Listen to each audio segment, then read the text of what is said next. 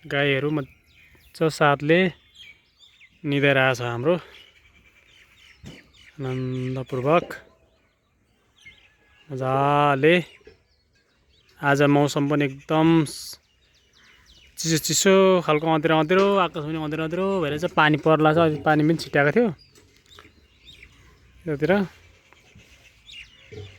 सब आनन्दसँगले चाहिँ पुरा बुल्डुङ डल्लो पर सुतिरहेछ गाईहरू। यता चाहिँ साइलेजको भण्डार, साइलेजको भण्डार यतातिर छ, बन्दैछ साइलेज दमादम काट्दै ल्याउँदै। यता चाहिँ गाई, यिनीहरूलाई खानाको लागि नै यो साइलेज बनाइएको हो। यता छ हाम्रो गाई, यता छ साइलेज। यो चाहिँ साइलेज हाम्रो गाईको लागि आहारा।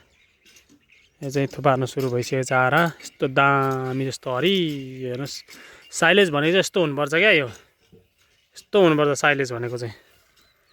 यो चाहिँ साइलेज हो। एकदम मकैको दाना पनि छ्याप छ्याप मकैको दाना देख्न सक्नुहुन्छ तपाईहरुले। मकैको दाना एकदम हरियो साइलेजको थुप्रो। यो चाहिँ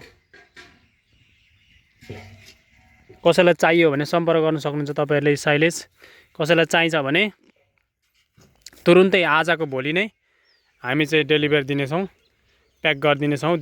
तपाईहरु आउनु पनि सक्नुहुनेछ साइलेज लिनको लागि। हाम्रो एकदम पिटमा फुल भइसकेको छ साइलेज। तपाईहरुलाई चाहियो भने लिन आउन सक्नुहुन्छ साइलेजको लागि। यहाँनेरि चाहिँ हाम्रो साइलेज फिटमा चाहिँ पुरै प्याक भइसकेको छ साइलेज। यहाँनेरि देख्न सक्नुहुन्छ। यतापट्टि खाली छ, यतापट्टि भर्दैछौँ। हाम्रो गाईहरू चाहिँ यता छ।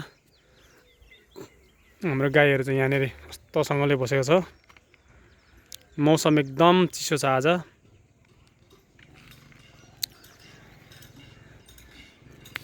हाम्रो साइलेज बनाउने निरन्तर काम चलिरहेछ। पछि बर्खामा अलिक अहिले हामीले चाहिँ हिउँदमै चाँडै साइलेज निर्माण गरेका छौँ, किनभने पछि चाहिँ साइलेज कटिङ गर्दाखेरि एकदम पानी झरी मौसमको चाहिँ एकदमै एकदम तातो पनि धेरै बढ्ने भएको कारणले गर्दाखेरि यतिखेर साइलेज बनाइयो भने चाहिँ अब काम गर्न पनि सहज, काम गर्न अलिक त कस्टमा चाहिँ अलिक हाई कस्ट चाहिँ अलिक आउँछ होला सायद। तर पनि हामीले चाहिँ यतिखेर हिउँदोमा बनाएको, सायद यतिखेर कसैले साइलेज बनाउँदैन।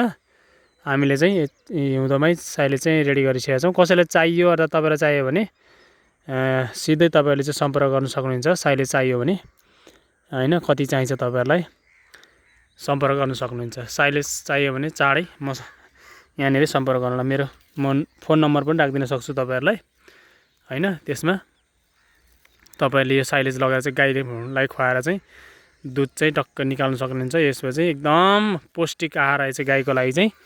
हामी चाहिँ एकदम यो भित्तामा प्लास्टिक लगाएर कुनै पनि फोहोर मैला नलागोस् भनेर, यो कङ्क्रिटले नभेटाओस् भनेर चाहिँ, डुसी नआओस् भनेर चाहिँ हामीले यसरी चाहिँ पुरै हैन प्लास्टिक लगाएर हैन चाहिँ तिरपाल लगाएर चाहिँ हामी चाहिँ यसरी साइलेज राख्छौँ वरपर।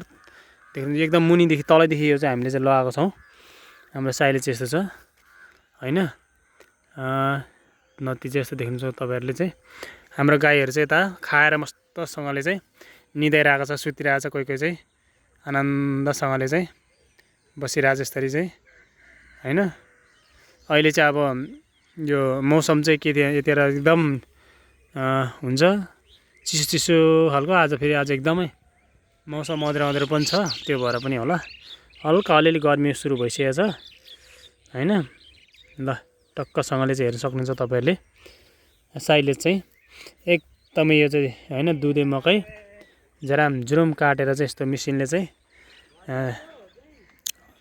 हजुर अनि यसरी चाहिँ एकदम गाईहरूलाई चाहिँ खुवाउने एकदम देख्न सक्नुहुन्छ तपाईहरुले। कहीँ तपाईँ चाहिँ मसिनो एकदम यस्तो यहाँ चाहिँ पानी निक्लिन्छ तपाईहरु। यहाँ छ्याप्प यो चाहिँ मकै चाहिँ यस्तो गर्दा चाहिँ हेर्न सक्नुहुन्छ हातभरि पानी हुन्छ। यो चाहिँ एकदमै राम्रो हो, क्वालिटीयुक्त साइलेज भने जसलाई चाहिँ एकदम बेस्ट क्वालिटी।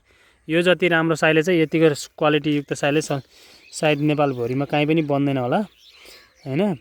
यो चाहिँ मकैको यो चाहिँ यो भित्र मकैको सेन्टरको ढोड यो चाहिँ देख्न सक्नुहुन्छ तपाईहरुले। यस्तो छ मकैको साइलेज यस्तो छ गाईले खाने देख्नुहोस् तपाईहरुले यस्तो आछ यस्तो दामी ल ओके टाटा बाइ बाइ।